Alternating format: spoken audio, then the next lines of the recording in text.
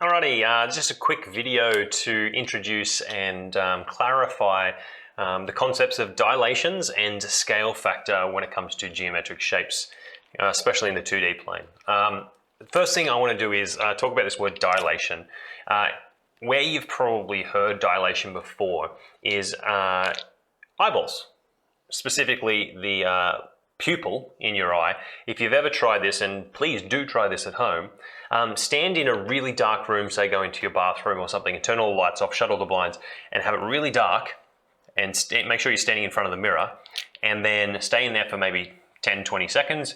And what's going to happen is, because it's so dark, your pupils are going to try and let so much light in, they're going to grow to a really big size. They're going to dilate to a really big size. And the moment you turn the lights on, you'll actually catch it if you're staring in the mirror as you turn the light on. As soon as there's so much light, your pupils don't need to let so much light in, and so they narrow and they get much smaller, and you can literally see them go from big to really small, and that's also a dilation. And so what we're really talking about with that context in mind is the enlargement or the reduction in size of a shape. Okay, and scale factor here is a value which tells us by how much has my shape either grown or by how much has my shape reduced.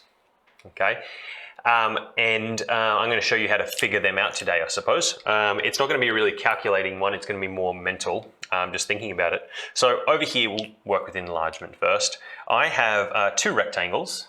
And I'm saying that this one here is my original shape, let's call it A, and this one is my image, the one that has changed. So I'm going to call that A prime. That's what this little apostrophe stands for, prime.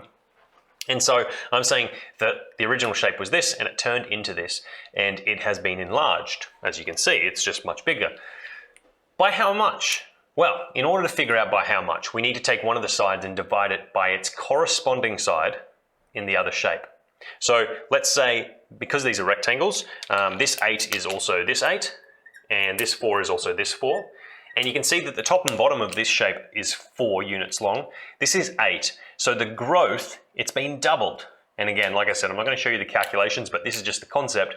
This is doubled in size. So we would say that this right here is a scale factor, or SF, of 2. It has been multiplied by 2. So if you take this 4 and times by 2, you get 8. If you took this 2 and you times by 2, you get 4. So it is a doubling of the size. So scale factor is 2. Over here though, we have a reduction. I have two circles. I'm going to say that this was my original, A, and this one is my image. I'll call it A prime. And so my radius in the original was 6 units. My radius in the image, or A prime, was 3 units. So it's only half as big. And literally those words, half as big, help us recognize that the scale factor here is going to be 1/2.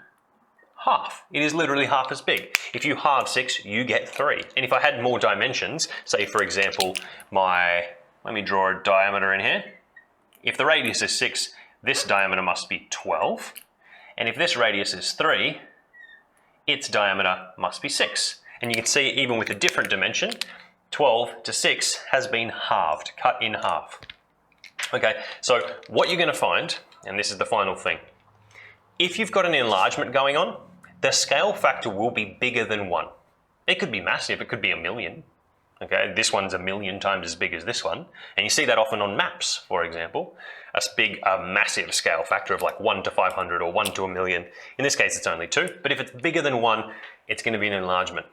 However, if it is between 0 and 1, so normally like a fraction, a half, a quarter, a tenth, then it's going to be a reduction in size. Keep in mind, you cannot have a negative scale factor.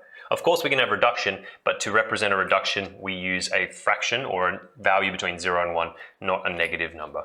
So conceptually, that's what dilations and scale factors are. And look in my other videos if you need help calculating those things.